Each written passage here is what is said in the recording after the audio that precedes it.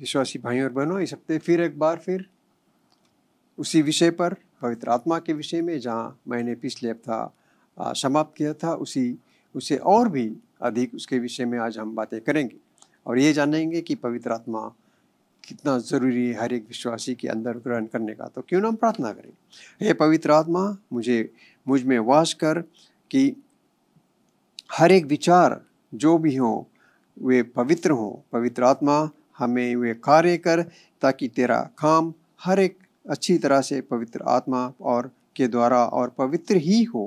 हे पवित्र आत्मा, मेरा दिल अपने और खींचो ताकि मैं केवल वही प्यार करूं जो पवित्र आत्मा ही के द्वारा हमें सिखाया गया है। पवित्र आत्मा, मुझ में वो शक्ति देना कि हर एक शब्द जो कहूँ वो हर एक के लिए हर एक लाभदायक हो, ताकि सभी पवित्र चीज़ों की सहवास जो है वो कर सकूं। पवित्र आत्मा, मेरी रक्षा करना ताकि हर एक चीज़ हर एक जगह जैसे भी हो जाए, हर एक शब्द के द्वारा पवित्र आत्मा मेरी ही अगुवाई हो।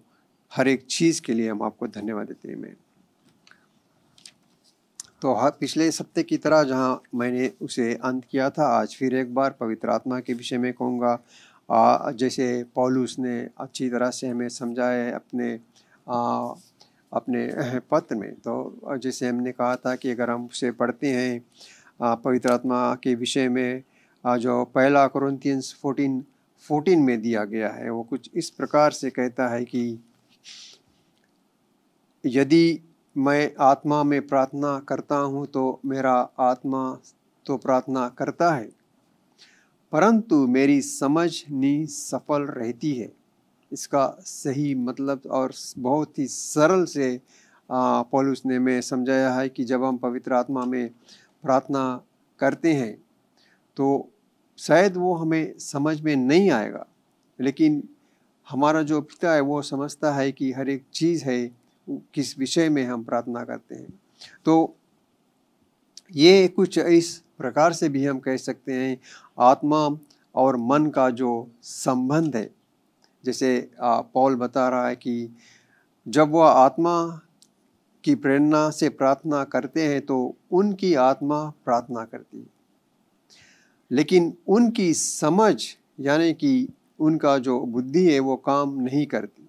इसका मतलब क्या है? इसका मतलब बहुत सरल है कि यह है कि आत्मा के माध्यम से कई प्रार्थना कभी कभी ऐसी होती हैं जिसे हम प्रार्थना आत्मा में करते हैं, जिसका कुछ अर्थ ही नहीं होता।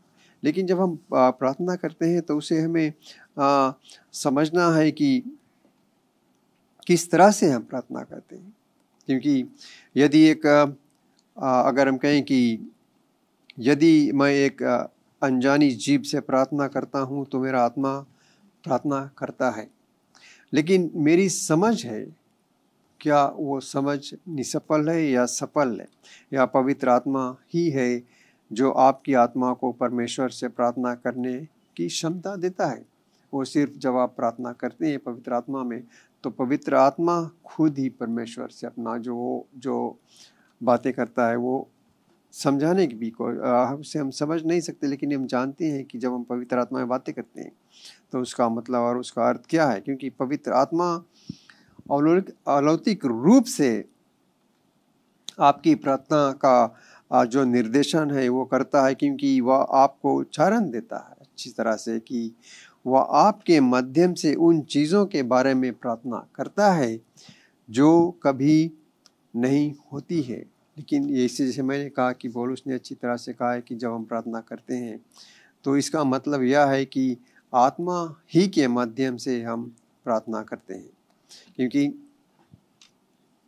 भाषा का जो प्रार्थना है या कुछ ऐसा भी हो सकता है, हम कहते हैं, या पद अक्षर इन प्रार्थनाओं की चर्चा करती है, या जो विभिन्न भाषाओं से भी हो सकती हैं या आत्मिक भाषाओं से होती है। लेकिन जब कोई आत्मा में प्रार्थना करता है तो वह अपने मन को समझाए बिना प्रार्थना करता है। क्योंकि प्रार्थना का जो एक अर्थ है, जैसे हम प्रार्थना का महत्व जिसे कह सकते हैं, जिसे पौल प्रार्थना की आवश्यकता और उससे महत्व पर जोर देता है। भले ही हमारी समझ जो है वो शीघ्र ना हो, आत्मा की प्रार्थना जो है वो परमेश्वर से के प्रति एक गहरी व्यक्तिगत और आध्यात्मिक संबंध रखता है। क्योंकि जैसे मैंने पहले भी कहा कि जब हम पवित्र आत्मा में बातें करते हैं तो जो हमारा संबंध है वो परमेश्वर से खुद जोड़ रखता है। क्योंकि पवित्र आत्मा में जब हम बातें करते हैं सिर्फ परमेश्वर समझ सकता है कि हम क्या बातें करते हैं। चाहे हमारे आसपास में भी कोई हो या कुछ भी हो, वो नहीं समझ सकता कि मैं क्या कह रहा हूँ। लेकिन पवित्र आत्मा में जब हम बातें करते हैं तो उसका, जैसे पौल ने अच्छी तरह से समझाया कि उसका मेल मिलाप जो है वो सिर्फ परमेश्वर से हो सकता है।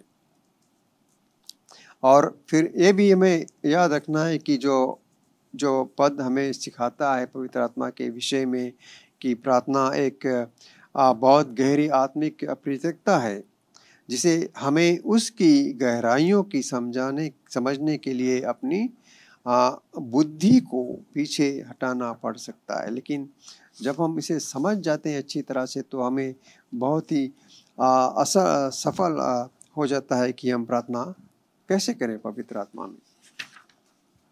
और कहते हैं जैसे अगर हम कहें कि अगर आजकल जो है अगर हम देखें कि चर्च में अन्य भाषाओं में, कलीसिया में अन्य भाषाओं में बोलने के मूल्य के बारे में बहुत ही अज्ञानता है।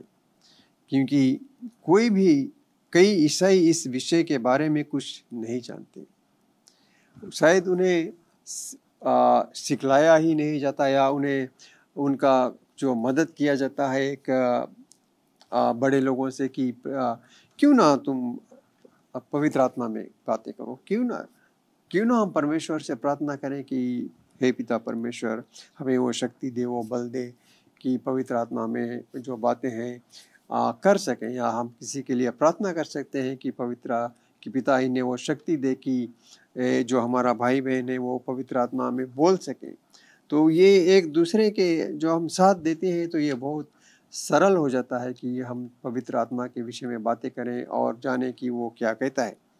तो ये सब बातें हमें जानना है और एक दूसरे के साथ, एक विश्वासी के साथ रहकर उसका मेल मिलाप करना, उसके विषय में बातें करना, पवित्र आत्मा के विषय में बातें करना, तो ये हमें बहुत ही सरल लगेगा और हम समझ जाएंगे कि हम किस जगह पर कैसे हैं। क्योंकि जैसे मैंने कहा कि अगर देखा जाए तो जो नए विश्वासी भाई बहन है वे शायद उनके लिए कुछ अजीब सा लगेगा या कुछ कठिनाई होगा कि वे इस विषय में बातें करें। लेकिन जो मुख्य लोग हैं जो कलीसिया के, वे हमें बहुत अच्छी तरह से समझा सकते हैं और वो एक तरह से हमें वो उलासना दे सकते हैं खुले मन से कि जैसे हम कह सकते हैं अपने विश्वासी के लिए कि क्यों ना तुम प्रार्थना करो कि पिता तुम्हें उस शक्ति और सामर्थ्य दे कि तुम भी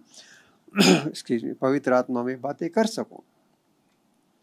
तो ये बहुत ही सरल हो जाएगा कि हम एक दूसरे को ऊपर उठा सकें पवित्र आत्मा के द्वारा। और परमेश्वर ने हमें अलौकिक भी वरदान दिया है कि हम वो आशीर्वाद भी दिया है कि हम पवित्र आत्मा में बातें करें। लेकिन पहले मैं यह सवाल पूछता हूँ, प्रेरित जो है पौलुस ने अन्य भाषाओं में बोलने पर क्या महत्व दिया था? कि जैसा कि आप पौलुस के उपदेशों का अध्ययन करते हैं, जो पौलुस का जो पुस्तक है उसे हम पढ़ते हैं, उसके विषय में अच्छी तरह से बतलाता है। तो आप पाते हैं कि उन्होंने जीवों के विषय पर बहुत कुछ लिखा है। अगर आप प्रेरितों की किताब में पढ़ेंगे तो पौलुस हमें सही तरह से बहुत ही सरल रूप से इसके विषय में बतलाता है। और जाहिर तौर पर उन्होंने वही किया जो उन्होंने प्रचार भी किया है। पौलुस जहाँ जहाँ भी किया, प्रचार किया, वो सही रूप से हर एक चीज़ को समझाया कि किस तरह से हमें इसके विषय पर चलना है, किस तरह से इसे हमें अपना है, पवित्र आत्मा के विषय में भी। लेकिन फिर आखिरकार कुरिन्थियों के चर्च के को घोषित भी किया उसने, और जैसे उसने कहा कि मैं अपने परमेश्वर का धन्यवाद करता हूँ। हर एक जगह, हर एक समय उसने कहा कि मैं अपने परमेश्वर का धन्यवाद करता हूँ।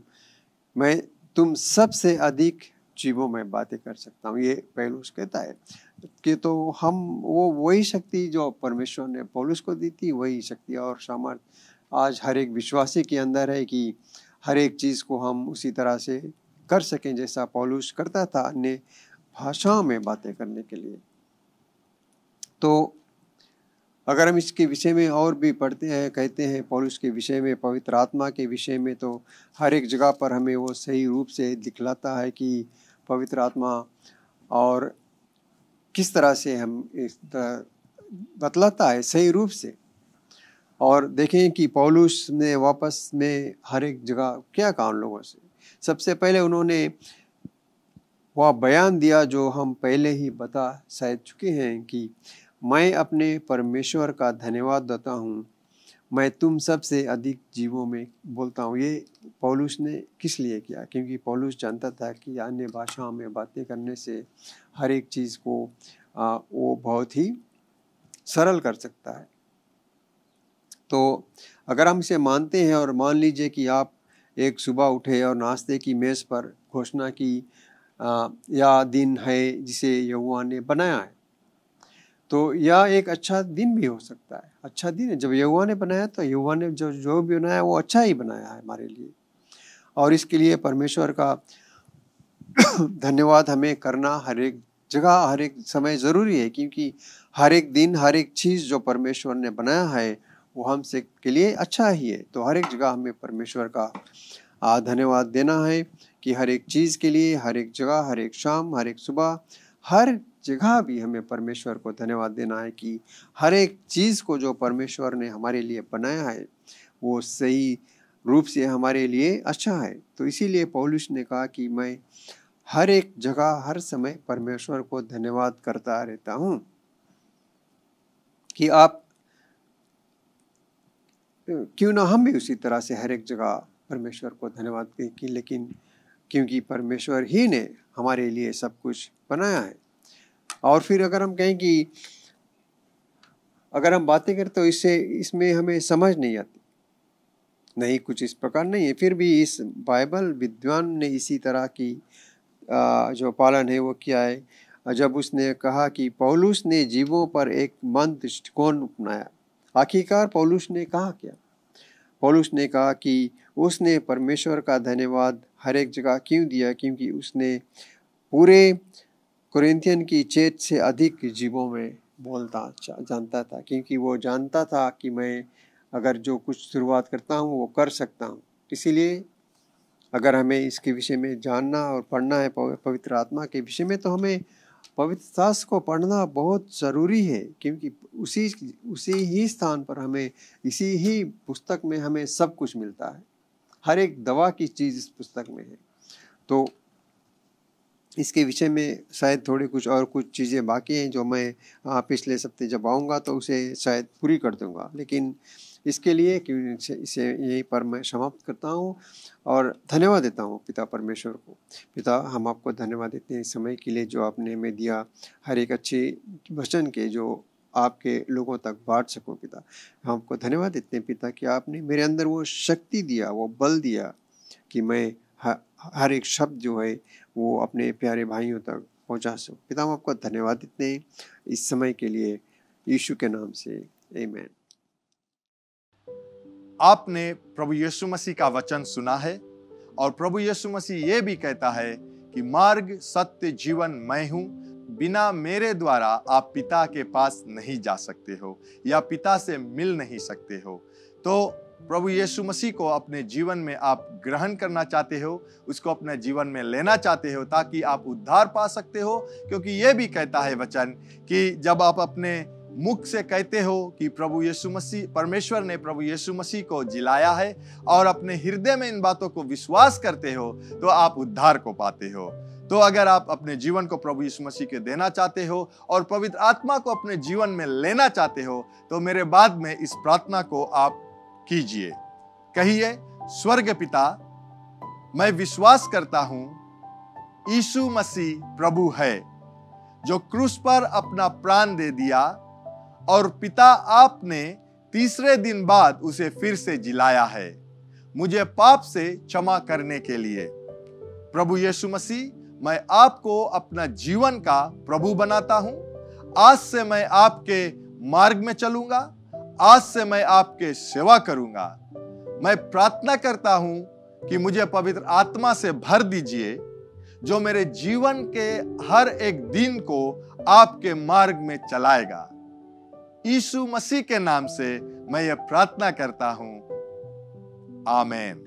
अगर आपने इस प्रार्थना को किया है पहली बार, तो जरूर आप हमें संपर्क कीजिए, ताकि हम आपको वचन जीवन में आगे बढ़ने के लिए सिखला सके।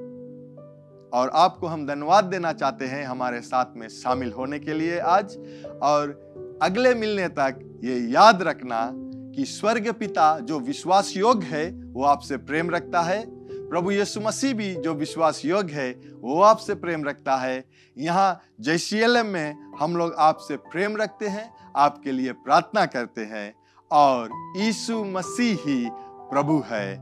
Bye bye. Learn more from God's Word and send us your prayer request by visiting our website www.jclm.org, or you can like our Facebook page, Jesus Christ is Lord Ministries, to keep up with the now word of the Lord for the season. Follow us on Instagram, JCLM Fiji. Better still, subscribe to our YouTube channel, JCLM Fiji, to receive the latest teaching of God from the ministry.